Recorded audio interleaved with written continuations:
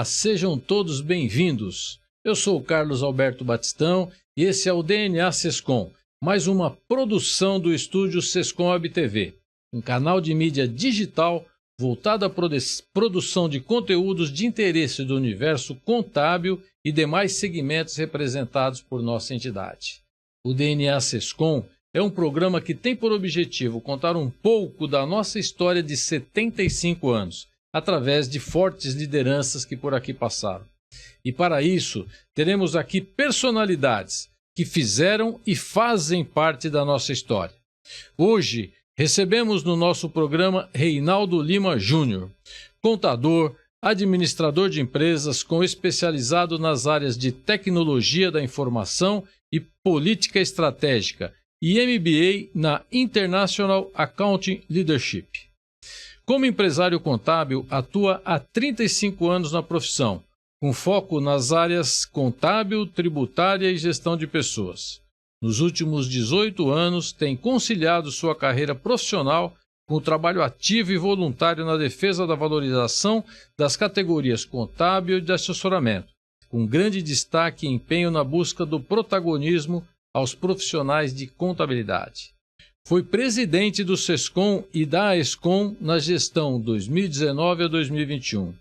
Na FENACOM, gestão 2022 a 2026, é o atual vice-presidente institucional. Atua também como conselheiro na Associação Comercial de São Paulo Distrital Norte. Detentor das medalhas Lauro Ribas Braga, concedida pelo Rotary Clube São Paulo Norte, medalha Aníbal de Freitas, concedida pelo Sescom, e medalha Joaquim Monteiro de Carvalho, concedida pelo CRC em São Paulo. Lima, amigo Lima, né? Posso te chamar de Lima? Seja bem-vindo, Lima. Muito obrigado. Obrigado pelo convite, Batistão. Obrigado pelo prazer de estar aqui com vocês, participando desse programa que está fazendo sucesso e compartilhar um pouco da nossa história, um pouco da nossa vida aqui no Sescom, da nossa vida como um todo, né? Muito legal. Legal. Nós que estamos felizes que você pôde vir aqui, tirar um tempo aí nessa sua agenda corrida para fazer uma entrevista conosco. Lima, vamos pegar lá do início, né? Fala pra gente como que você começou na contabilidade, Lima. Bom, na verdade, eu nasci na contabilidade, né? Eu sou sucessor de uma empresa minha empresa está completando o ano que vem 80 anos, né? Mas, na verdade, eu nasci na contabilidade, mas o meu princípio, eu fugi um pouco, né, da sucessão. No início eu fiz administração de empresas, e aí na década de 80, que estava começando a informatização, eu fui para essa área de tecnologia que estava iniciando, né? E aí, com a tecnologia, com a informatização da empresa, eu acabei indo para essa área. Então, depois que eu fui buscar a contabilidade, fui me apaixonando por essa profissão maravilhosa, fui aprendendo, conhecendo a contabilidade, e na empresa, a minha família, meu pai, fui sucedendo meu pai, e os parentes, né, que foram saindo, eu acabei sucedendo meu pai, ficando sozinho praticamente, né? Foi meu pai e depois fiquei eu sozinho na empresa. Legal, Lima. Então é sucessão. E você começou fazendo tecnologia. Acho que tudo a ver, né, com a profissão contábil. Hoje tudo se fala com tecnologia, agora entrando a inteligência artificial. Isso deve ter facilitado bastante para você tocar a sua empresa, né, Lima? Na época foi muito legal, porque assim, pouca gente e tinha muito campo, tinha pouca gente especializada. E eu acabei estudando isso, indo buscar. Não tinha tanta oportunidade como tem hoje, né? Mas acabei me virando bastante, né? Não tinha nem faculdade na época. E acabei me aprofundando nisso e ajudou bastante a empresa. Computador era uma coisa caríssima, né? E a gente foi desbravando esse ambiente e ajudou bastante a empresa. E hoje eu tenho uma série... Hoje é muito mais fácil, você tem muita facilidade, mas hoje eu tenho algumas facilidades e algum conhecimento que para a minha empresa ajuda bastante, né? Mas as pessoas, com relação a isso, Os jovens agora já são muito mais preparados, muito mais na geração X, Y, Z aí, já são muito mais tecnológicos do que eu, né? Mas facilitou muito, principalmente lá no começo. É importante ter esse conhecimento, aí fica a dica, né? Se quiser se dar bem, tecnologia tem tudo a ver com a contabilidade. Hoje com certeza. Né? Bom, e aí você chegou ao Sescom. E aí fala pra gente, você veio de uma empresa, sucessor de uma empresa com 80 anos, né? Trabalhou na contabilidade. Como que você não chegou no Sescom? Quem te convidou? Como foi seu início aqui na entidade? Na verdade eu vim através de um convite. Eu fazia parte de uma entidade de voluntariado. Uma das coisas que a gente sempre buscou e era devolver um pouco do que a gente conquistou. E eu fazia parte do Rotary, como eu disse, e lá eu conheci o ex-presidente Chapina, que me convidou a fazer parte do sindicato, né? Não sabia o que era o sindicato das empresas de contabilidade, vim a conhecer, vim fazer parte da primeira gestão dele, e me apaixonei, né, aqui pela entidade, fiz parte da primeira gestão, depois da segunda gestão, e tive algumas passagens interessantes, né? E não saí mais, né? Tô aqui pelo menos fiquei aqui, né? Porque agora já sou ex-presidente, então, mas a gente sempre convivendo com os amigos, e foi bastante interessante. Fiquei quase 4 gestões aqui inteiras, né? Participando. Como foi isso? Você entrou como diretor e aí você foi galgando o cargo, foi se aprofundando, ou seja, se preparando para assumir a presidência? Como é que foi? Acho que é um caminho natural de todo membro que participa da diretoria. Acho que entrei como diretor suplente na primeira gestão, que é um aprendizado maravilhoso. Depois galguei uma vice-presidência financeira e tive o prazer e o privilégio de ser o vice-presidente financeiro na construção desse prédio aqui, né? Foi um trabalho árduo, difícil, lógico, com a ajuda de toda a diretoria, mas eu tive essa missão que foi bastante interessante, aprendizado gigantesco, né?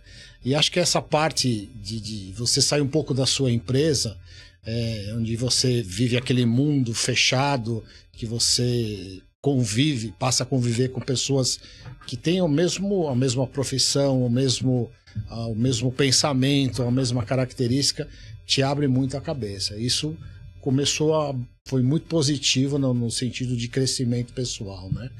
E aí na diretoria você tem esse crescimento, desenvolvimento, eu vejo como uma grande universidade pessoal, né? Você desenvolve muitas características, compartilha muito conhecimento, isso é muito positivo. E na diretoria do Sescom e da Escom, na qual eu participei, nessa primeira vice-presidência que eu participei, foi muito interessante, como vice-presidente financeiro. Depois passei na gestão seguinte para administrativo, na qual fui vice-presidente do presidente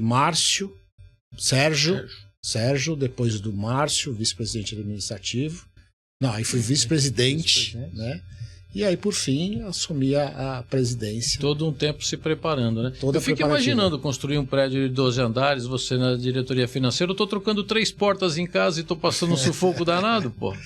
Foram 3 anos bem difíceis, né? Reuniões semanais com a engenharia, foi pesado. Muito bom. Aí você assumiu a presidência depois de passar por suplência, vice-presidente administrativo, financeiro e vice-presidente da entidade, se preparando. Como é que era a entidade quando você assumiu, em termos de estrutura? Estrutura talvez já no prédio novo, mas num fim de contribuição sindical e pessoas. Como é que era a entidade quando você assumiu? A entidade sempre foi muito bem organizada, muito bem estruturada. A única questão que a gente pegou na nossa administração, na nossa presidência, foi a transição com o fim da reforma, com a reforma trabalhista, o fim da contribuição sindical, né? Obrigatória, vamos dizer assim. E aí tivemos um impacto financeiro na administração, na entidade, que tivemos que fazer diversos ajustes. Foi iniciado, porque foi em 17, a gente assumiu em 19, então o reflexo ainda foi um momento de transição. Então a gente ainda estava sentindo os impactos, mas realmente aconteceu no início da nossa gestão. Tivemos que fazer uma verdadeira transformação financeira. Teve um impacto bastante grande, onde a entidade teve, e na nossa gestão, como eu disse, teve que já no fim da gestão do presidente Márcio, mas na nossa realmente teve um impacto que teve que ajustar toda a entidade ao novo mundo, né, à nova questão financeira. E aí a gente teve que fazer mudanças radicais, né, transformação radical. Até comentando agora há pouco com vocês, a gente teve que dividir a entidade, ou reduzir a entidade a 1/4 do tamanho que ela era, né? Então foi bastante impactante, e principalmente na questão humana, né? A gente tinha muitos funcionários, essa questão foi bastante difícil, mas tivemos que enfrentar. São umas decisões que não são fáceis, né, Lima? É bom quando a gente está crescendo, é bom quando a gente está investindo, expandindo, e você trazer e reduzir a entidade não é uma questão muito fácil, né? A gente só tem que parabenizar, porque foi um trabalho que a gente sabe muito difícil e que tornou a entidade uma entidade sustentável, né? Uma entidade que tem 75 anos e tem muitos anos pela frente, né? Não foi um trabalho, foi a 4 mãos, quer dizer, tivemos a ação de vários diretores, não foi um conjunto de ações com várias cabeças pensantes. Acho que todos tiveram a sua contribuição. Infelizmente tivemos que passar pela pandemia depois, né? E foi o pior, né? Acho que essa foi a questão mais difícil, né? E aí a entidade, graças a Deus, a gente já estava reduzindo, já estava um pouco mais estruturado, e aí veio o segundo impacto, né? Então vamos lá, você pegou a entidade com o fim da contribuição sindical, teve que dar uma acertada nessa, e aí seria a minha pergunta. Aí veio para você a pandemia, né? O lockdown. Todo mundo em casa. Como é que foi você lidar com esse período de home office dos colaboradores, da diretoria que não podia vir, né? Como é que foi esse período, Lima? Foi de muito trabalho, presidente, porque assim, por incrível que pareça, a gente teve que trabalhar quase que o dobro. É um trabalho árduo, porque a gente precisou reorganizar primeiro a estrutura da entidade, porque as empresas precisavam do nosso apoio, né, para reestruturar a questão das medidas provisórias, do fechamento das empresas, da negociação com o sindicato, da questão do governo fazer o lockdown. Então, tudo isso, a participação do SESCOM foi muito grande em intermediar essas questões. Então eu trabalhava praticamente o dia inteiro em home office, claro, mas era live o dia inteiro, fazendo com o governo, fazendo com o Ministério do Trabalho, era o dia inteiro à disposição da entidade, fazendo essas questões para ver se reduzia tributo, parcelava tributo, postergava tributo, reduzia a carga horária. Então foram praticamente 24 horas por dia à disposição da entidade. Uma mudança da forma de trabalho, né? Reuniões virtuais, assembleias virtuais, Totalmente. Não foi? Foi um reaprendizado nessa questão, né? Negociamos a questão do teletrabalho, saímos em primeira mão essa questão do teletrabalho com os sindicatos laborais.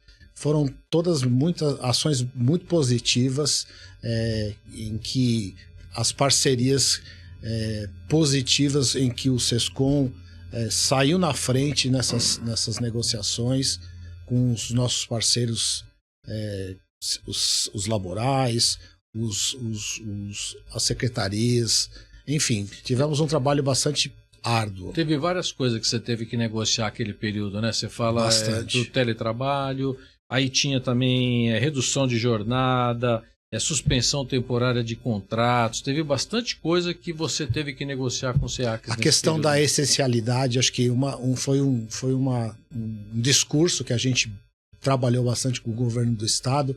O governador até decretou a essencialidade da nossa profissão para a gente manter. Durou algumas horas, porque depois ele voltou atrás, e porque é a nossa atividade, a gente discutia a essencialidade, continuar a trabalhar, né? Porque muitas dos nossos, a maioria das nossas empresas não tinha condições técnicas de trabalhar em casa, em home office, porque são empresas pequenas, né? Então a gente queria manter a essencialidade para poder trabalhar não em home office. Foi uma das discussões que a gente teve. A gente teve uma outra questão de conseguir um financiamento para que as empresas tivessem dinheiro para financiar equipamentos, financiar todo o sistema para ficar em home office, né? Teve todas essas questões, mas foi um trabalho bastante profícuo aí no sentido de trabalhar pelas empresas. E o Sescom saiu na frente disso. E mais que isso, quando a gente trabalha pelo Sescom e para as empresas de contabilidade, no fim a gente está beneficiando toda a sociedade, porque acaba refletindo para os nossos clientes, né? Isso é muito positivo, porque reflete para a sociedade como um todo.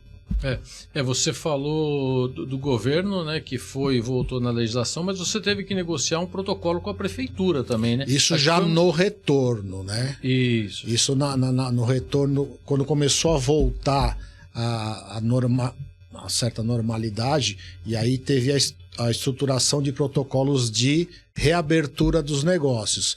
E aí o Sescom foi praticamente a primeira entidade que formalizou um protocolo com a Prefeitura de São Paulo para reabertura gradativa da entidade, e aí da atividade contábil e naturalmente da entidade. Vocês vejam só, teve primeiro a questão da essencialidade, não foi reconhecida como essencial. E então o que os empresários contábeis fazem? Porque tem que entregar as obrigações, tem que atender os clientes. Trabalhavam escondidos. É verdade. Por quê? Porque não tinha precisava trabalhar, não dava para trabalhar em casa, trabalhavam escondidos, ou seja, tentando fugir aí de uma legislação. E aí foi o Sescom, essa entidade presidida pelo Lima, que foi lá e assinou um protocolo para que os empresários, as empresas de contabilidade, pudessem trabalhar presencialmente e atender seus clientes, não é isso, né? É isso aí. Lembrando que a maioria, reforçando, praticamente 80% das empresas de contabilidade são pequenas empresas, até 5 funcionários. E são empresas que não têm capital para investir, para estruturar, estão estruturadas para fazer o home office, né? Então foi uma dificuldade muito grande para essas empresas, foi o que você disse, elas não foram para home office, trabalharam escondido, né? Então são empresas familiares, então estavam correndo risco. Então a gente tentou buscar essencialidade para continuar trabalhando de forma regular, né?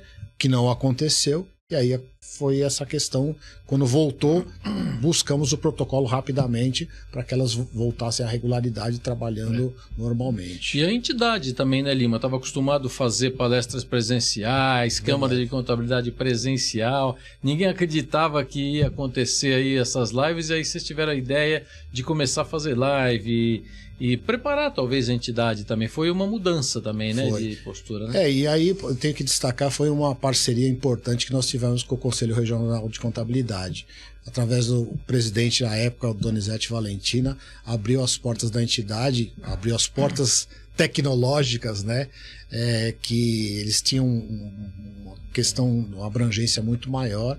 Fizemos uma parceria enorme e fizemos diversas lives em conjunto, e o Sescom e o CRC São Paulo fizemos diversas lives com uma capilaridade gigantesca, com a participação de mais de 1.000, 2.000 pessoas, lives ao vivo.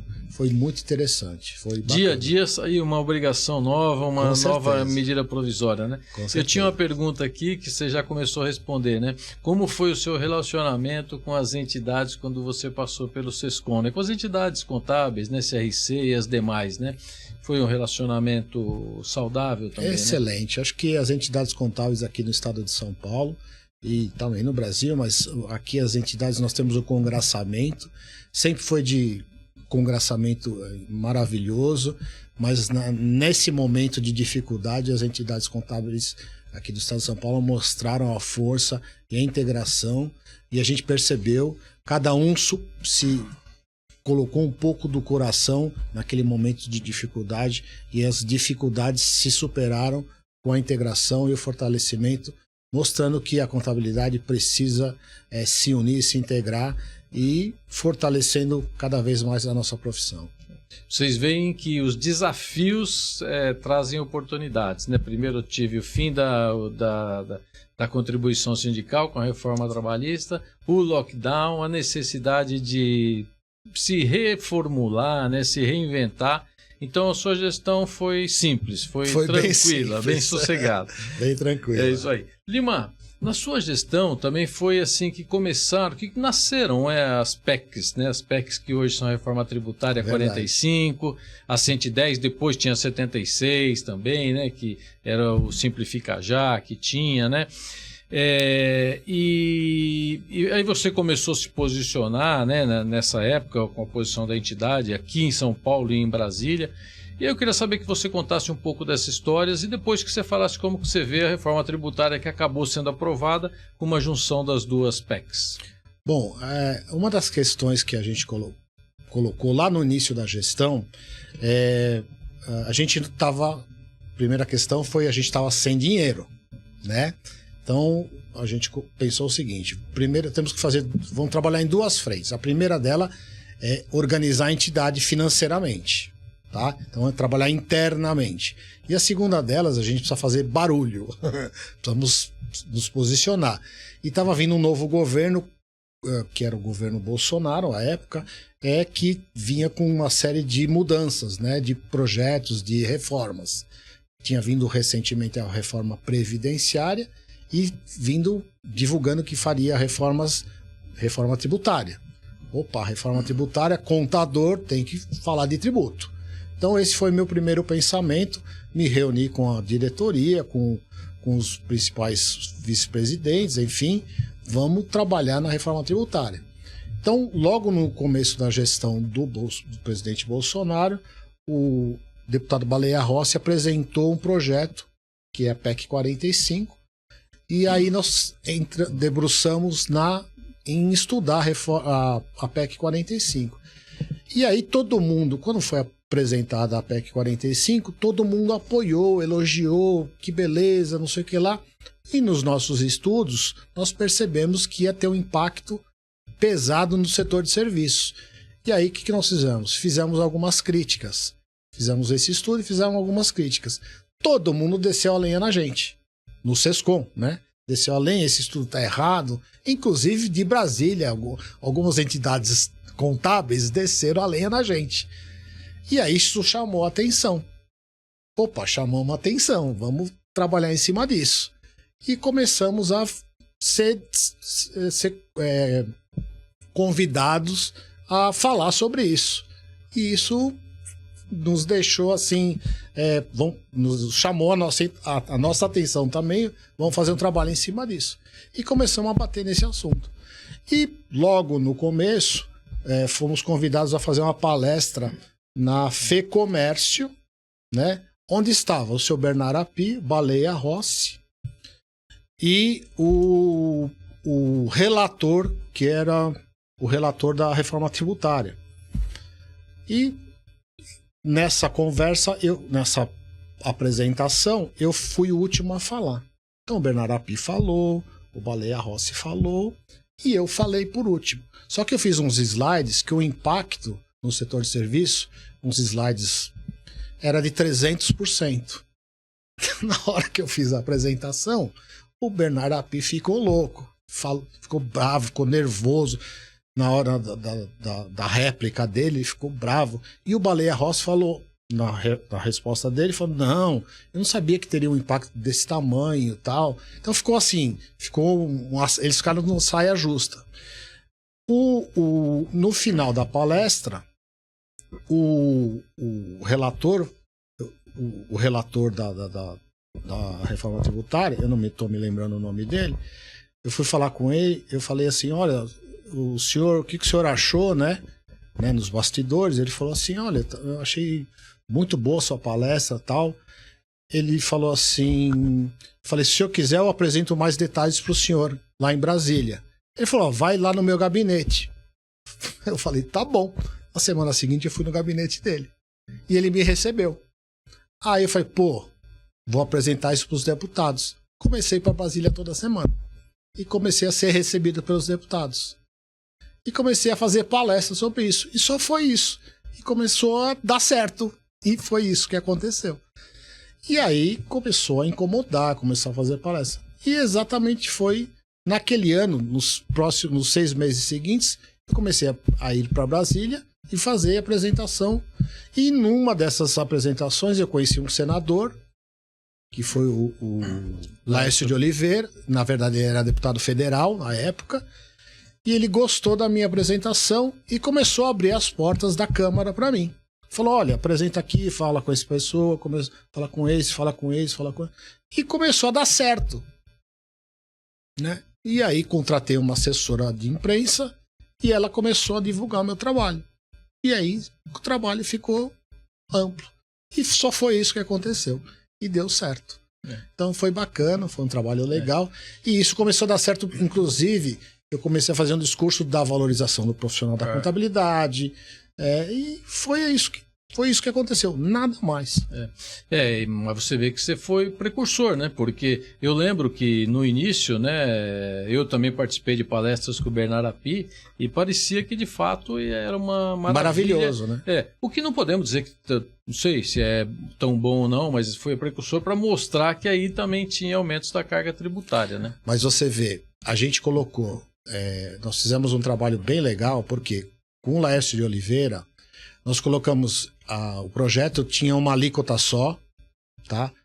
O Laércio, nós provocamos que tivesse 3 alíquotas. Uma das emendas do Laércio, provocada por nós, feita pelo Cazu, Dr. Cazu, foi para que tivesse 3 alíquotas. Uma para o setor de serviços, uma zerada para transporte público, para cesta básica, hospitais. Desoneração da folha, foi a primeira vez que falou-se desoneração da folha, foi provocada por nós, tá? Emenda 177, emenda 176, e falamos também... Crédito para a empresa do Simples. Do Simples. Essas 3 emendas foram desenvolvidas aqui dentro pelo Sescom. Então, lógico, tem um monte de autor agora, mas foram desenvolvidas por nós. Você vê que o início lá atrás, né, você mesmo falou, né, foi no governo Bolsonaro. Hoje fala, olha, a reforma tributária do governo atual, né? Isso é uma reforma justamente de Estado, né? Não é uma reforma de governo. Certeza, né? O Estado está fazendo uma reforma que é para o país todo, né? Como é que você vê a reforma que foi aprovada agora, Lima? Na verdade, acho que assim, pelo tempo que demorou-se para aprovar essa reforma, mais de 50 anos, né? Acho que a última reforma é 63, se eu não me engano. Enfim, pelo tempo que demorou, é a melhor que podia ser aprovada, tá? Eu acho que está bem estruturada, ok? Bem estruturada.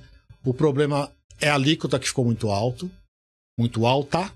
Foi a alíquota média, acho que estão falando em 26,5%. Então, o governo não apresentou nenhuma planilha como é que chegou nessa alíquota. Na minha percepção, é chute. Não existe uma planilha em momento algum falando, olha, chegamos nesse número porque é isso aqui, a conta é essa. Tanto é que uma entidade, a única entidade que apresentou foi uma entidade que eu não me lembro o nome, que a soma da arrecadação do PIS/COFINS e do IPI dá 20 trilhões, dá 8 trilhões e daria uma alíquota de 20%. Foi a única entidade que apresentou. Ou seja, de 20 para 26, dá 6% é bastante, certo? Então, não existe cálculo. Então, pelo que eu estou achando, eu acho que é chute, né? Falaram da carne ir para a cesta básica, dá 0,5%. Então, 0,5% indo para a cesta básica, já estão falando em aumentar 1% para 27,5%. Ou seja, eu acho que estão chutando bastante. Mas a reforma em si? Mas eu acho que a reforma é boa. Só que a transição vai ser muito dura, né? Vai ser muito dura. Nossos profissionais não estão preparados, né? Então vai ser um divisor de águas muito grande. Os profissionais que não se prepararem, desde já, vão morrer. Vão acabar. Então vai ser um divisor de águas para quem tiver preparado, vai ganhar dinheiro, né? Não com a reforma tributária, vai ganhar dinheiro depois, porque vai sobreviver. E vai ser um divisor de águas para a nossa profissão voltar à essência dela, que é a contabilidade como ciência, né? Aplicação da contabilidade como análise, como essência, né? Não como darfista, aquela coisa que nós já tivemos uma grande questão, mas de fato vai acabar o darfista.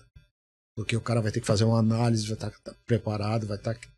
E o jovem que está se preparando para isso vai vencer. Se eu entendi bem a sua mensagem, Lima, os profissionais de contabilidade se preparem, acompanhem a reforma tributária. Nós vamos ter um período muito complicado de 2026 a 2032, que é a transição, com 2 regimes, duas bases de cálculo, 2 tributações sobre bases diferentes. Vai ser muito complexo. Se preparem para passar por esse período, mas depois disso a gente vai ter uma valorização da profissão, porque nós vamos simplificar de fato a operação tributária. E uma questão, já fizemos alguns cálculos, né? E o impacto para o setor de serviços é alto, tá? Simples Nacional, prestador de serviço, vai ter um impacto de 40% a 60% de aumento de carga tributária. Lucro presumido, 70% de aumento na carga tributária. Serviço. Já está feita essa conta, tá? Então não vai melhorar, vai ter impacto de cara, tá? Então tem que fazer a conta, é individual por empresa. A questão dos fornecedores que geram crédito, se você tem um fornecedor que está no Simples, vai ter que analisar se vale a pena. Então o Simples híbrido, né? Vai ter o Simples que vai gerar crédito ou não, então vai ter que individualizar cada cálculo. Isso aí, se preparem.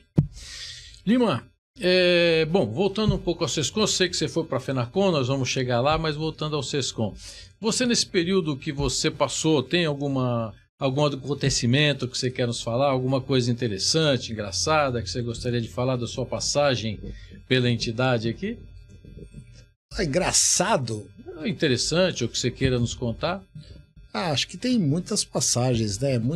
Aqui é muito gostoso, né? Aqui é muito interessante. Acho que as amizades que a gente faz aqui, tem sempre muitas passagens, né? As viagens que a gente faz, enfim.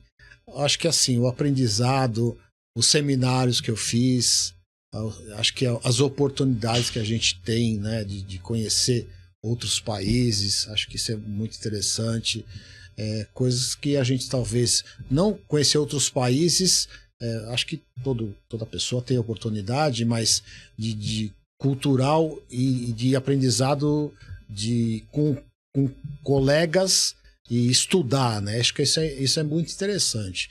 Viajar com a família é diferente, né? Mas esse aprendizado, o conhecimento que você adquire também da troca de informações da empresa, acho que isso é importante.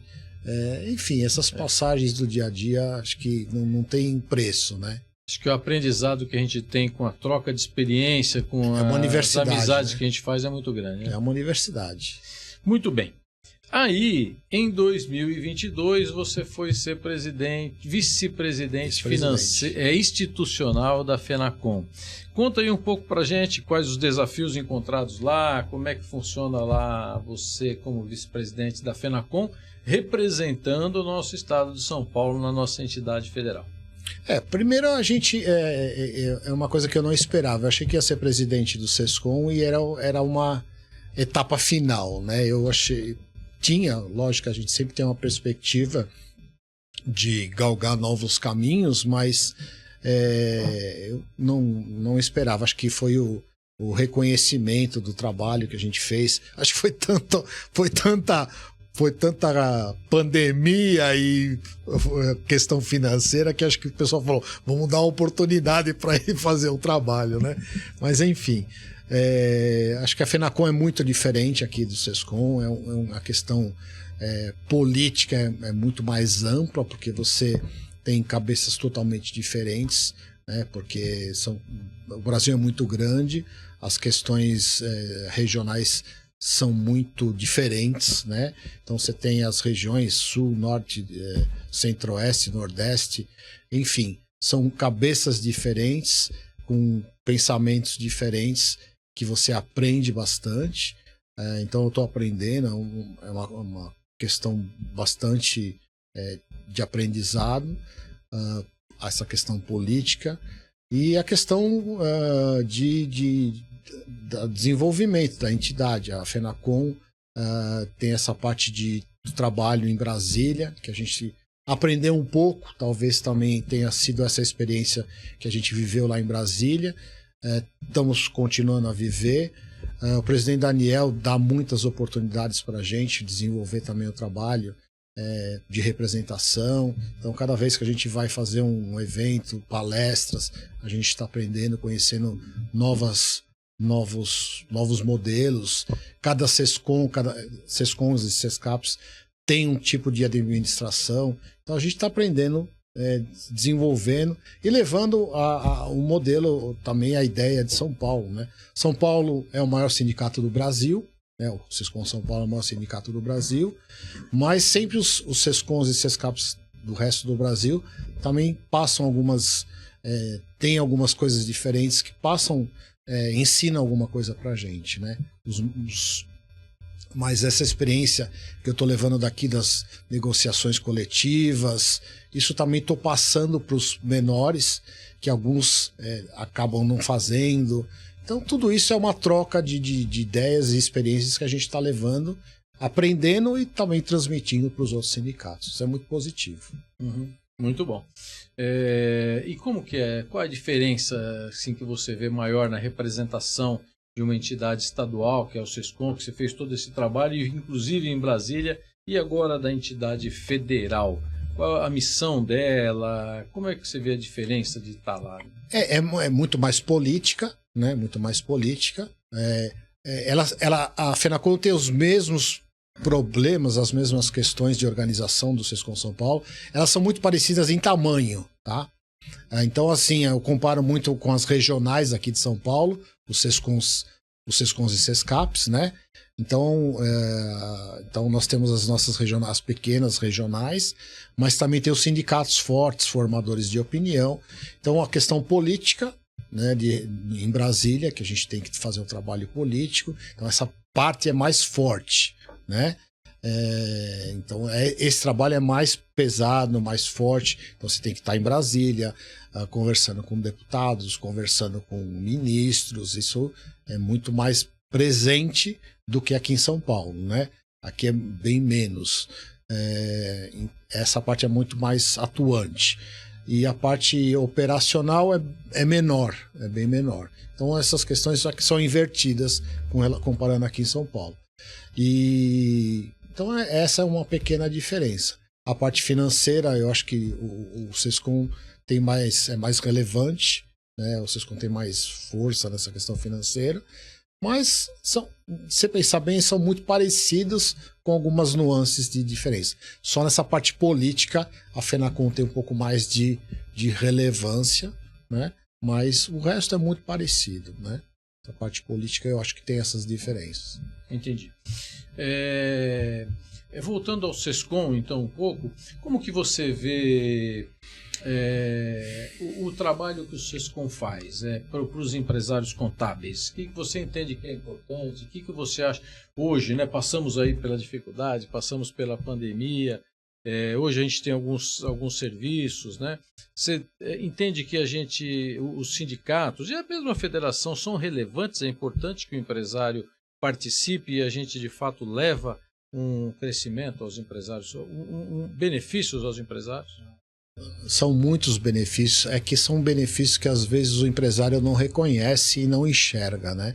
Mas se o empresário conseguisse enxergar tudo que a gente luta por eles, né? Direta e indiretamente, né? O que a gente trabalha, o que a gente busca e o que a gente traz de benefício, as pessoas deveriam valorizar, os empresários deveriam valorizar muito mais o Sescom São Paulo. Pena que muitos são intangíveis, né? Então, tem os diretos, né? A questão da área jurídica, a convenção coletiva, os cursos, né? Mas tem muita coisa que é intangível, as parcerias com as outras entidades, as negociações com o setor público, né?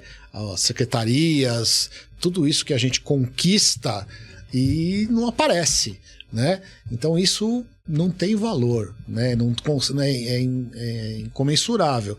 Se eles conseguissem reconhecer tudo isso, né? Não tem preço, não tem valor no mundo, não tem anuidade ou mensalidade que vá cobrir isso aí.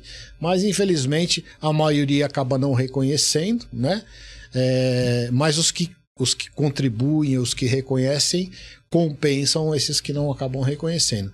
Mas nós temos um grupo fiel, né, que acaba reconhecendo e contribuindo e participando. Esses aí dão valor para a entidade, são as pessoas que acabam participando e ajudando a entidade e valorizando. Então esses a gente entende que contribuem e reconhecem e compartilham a entidade com os demais, mas poderia ser mais. Eu acho que a gente tem que fazer um trabalho mais amplo. A gente valoriza com os jovens, né? Que o jovem tem que entender o nosso trabalho, né? Esse é um trabalho que a gente tem comentado também na FENACOM, né? Que o jovem tem que entender o que é o processo sindical, patronal, porque o CRC faz isso muito bem nas entidades, nas faculdades. Então tá lá falando o que é um conselho, e às vezes eles acham que é só paga, né? Só paga, e na verdade tem um trabalho importante por trás de fiscalizar e de valorizar a profissão, enfim.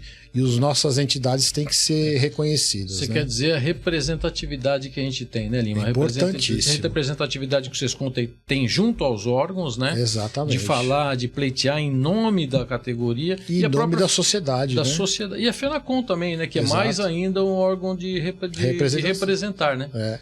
Então a gente tem que trabalhar isso fortemente, valorizar, e a gente é um órgão indireto, né? A FENACOM é um órgão indireto, o Sescom é mais direto. Mas, infelizmente, a maioria não reconhece isso.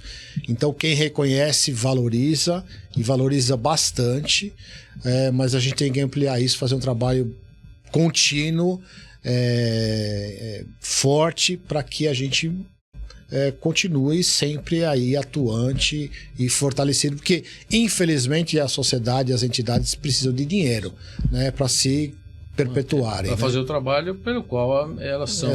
Lembrando que a gente é voluntário, ninguém aqui é remunerado, né? Então a gente precisa que a entidade sobreviva e para isso precisa de ser financiada, né? Bom, Lima. O Lima, que é um empresário contábil, que foi presidente do Sescom, que hoje está na FENACOM representando o estado de São Paulo como um vice-presidente, mas, acima de tudo, um contador. Lima, como é que você vê a profissão contábil atualmente, a evolução, o futuro da profissão contábil? Como é que você enxerga aí a profissão contábil hoje e amanhã, a relevância dela? A nossa profissão sempre teve relevância, né? Acho que a nossa profissão está contida em todas as atividades.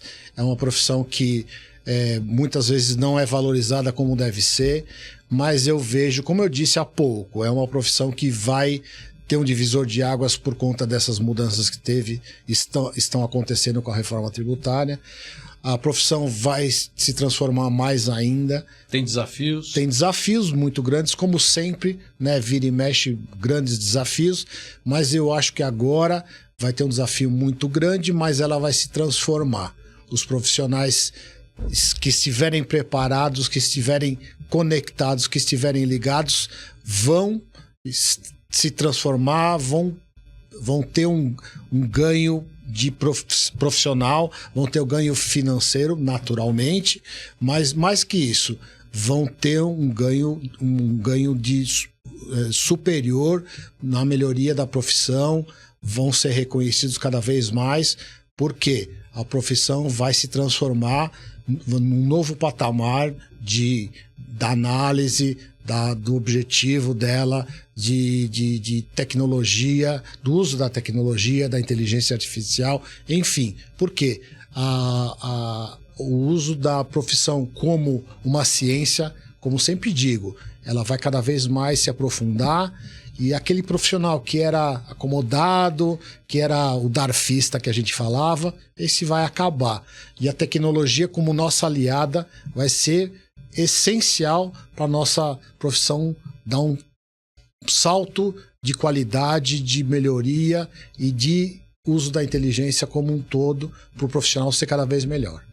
Ou seja, a profissão contábil ela tem um futuro promissor pela frente. Ela deve ser valorizada como a gente sempre quer que ela seja valorizada. Mas depende dos profissionais se prepararem. Sempre. É isso que você quer dizer. Como ciência vai ser sempre, vai ser contínua, mas eu acho que vai dar um salto de qualidade como nunca teve no Brasil. E a gente pede sempre isso, né? Que a gente seja reconhecido, né? Que o empresário contábil tenha o reconhecimento. Por quê? Como você falou, nas faculdades a gente quer que novos talentos entrem para a contabilidade, né? Façam contabilidade, porque aí valoriza ainda mais a profissão, né? Então acho que é isso, é a gente divulgar, fazer esse trabalho que você está fazendo, né? E fez muito bem sempre por onde passou. Tentando tornar a profissão valorizada, mas valorizando de fato o trabalho que nós fazemos, né? Se aperfeiçoando, melhorando, fazendo um trabalho cada vez melhor, né? Com certeza, acho que aí vai, dessa forma, a profissão cada vez mais vai tendo também um certo glamour, uma certa... Quem sabe um dia na novela o profissional da contabilidade seja aquele cara que apareça e seja um carrão, milionário. Acho que isso dá um certo glamour. E aí o jovem vai falar, poxa, eu vou ser o contador da empresa, o empresário. E aí vai ficar bonito, né? Mas não é isso não. Acho que o profissional bem preparado, bem relacionado, vai ter sucesso e com certeza vai ter uma carreira com grande futuro. Ou seja, a profissão contábil traz realização profissional, realização pessoal e realização financeira. Com certeza. Que precisa a gente acreditar nela, se preparar e fazer um bom trabalho, né? É verdade. Ô Lima, estamos chegando ao final do nosso programa, né? Fizemos um bate-papo bastante gostoso aqui, mas eu queria deixar você livre para fazer suas considerações finais sobre qualquer assunto que você queira aí comentar. Bom, só gostaria de agradecer a grande oportunidade que você está me dando, agradecer o convite, parabenizar pelo programa mais uma vez. Acho que esse programa está sendo bastante comentado, as pessoas que têm participado têm gostado bastante, está sendo um sucesso e sempre que tiver oportunidade estou à disposição, né? É um prazer aqui voltar a casa. É gostoso a gente estar aqui no Sescom, rever os amigos, rever a nossa diretoria. Afinal, na verdade, vocês que estão sucedendo, né? Você já tá praticamente saindo, né? Tá no final da tua gestão. A gente sente falta, a gente sente saudade. A gente muda de ares, mas a nossa casa é aqui, né? Vai para a Fenacom, vai para onde for, onde deu origem a tudo na nossa carreira como participar das entidades, né? Começou aqui no Sescom e é muito bom estar aqui e ser bem recebido, né? Eu acho que o trabalho é o melhor presente, a melhor questão que a gente tem aqui é o reconhecimento do nosso trabalho, né? Acho que o ir para participar e a gente voltar e ter as portas abertas é esse reconhecimento, né? E ser recebido de braços abertos com os amigos, e isso não tem preço, né? Essa questão não tem preço. A gente erra muitas vezes, enfim, mas esse reconhecimento e a melhor, acho que já te falei isso, mas a melhor questão, a coisa mais gostosa que tem, a gente não quer é unanimidade, né? Não existe unanimidade. Mas você sabe do que eu estou falando, o melhor reconhecimento é de quem não te apoiou e reconhecer que você acertou, né? Acho que isso foi o mais legal, que eu fui reconhecido de pessoas que não me apoiaram. Fui reconhecido por pessoas que não me apoiaram, né? Então eu acho que isso foi o melhor presente que eu tive nessa entidade. Então acho que fiz um trabalho legal. Muito bem. Lima, nós é que agradecemos, né? Esse programa DNA Sescom, ele de fato fala da nossa entidade. Essa é a ideia, é a gente fazer a história da entidade, dessa entidade de 75 anos, pelo qual passaram pessoas importantes, relevantes, todas as que passaram, construíram, e você sem dúvida deixou um legado muito grande, porque o período que você passou foi um período muito complexo, né? E sua gestão foi uma gestão que colocou a casa nos trilhos, vamos dizer assim. Se não pôde fazer e desenvolver ou fazer mais barulho, não foi por falta de vontade ou de competência, foi porque o período era um período restrito, né, que se tinha. Mas dentro daquele período restrito, eu acho que você superou e fez assim uma gestão que ficou para a nossa entidade, sempre vai ficar. Então nós agradecemos muito a sua presença, agradecemos pelo seu trabalho, parabenizamos, agradecemos ter você aqui conosco, abrindo o coração, falando aqui um pouco da sua história. Muito obrigado. Obrigado. E assim vamos para o final de mais um programa DNA Sescom. Espero que vocês tenham gostado, que vocês acompanhem, participem dos outros programas, dos nossos podcasts, das nossas palestras, dos nossos eventos. Está vindo aí um summit sobre reforma administrativa. O Sescom fala de de tudo que precisa ser alterado para melhorar para os empresários, para o ambiente empresarial e para os contadores. Agradecemos a sua participação e até a próxima.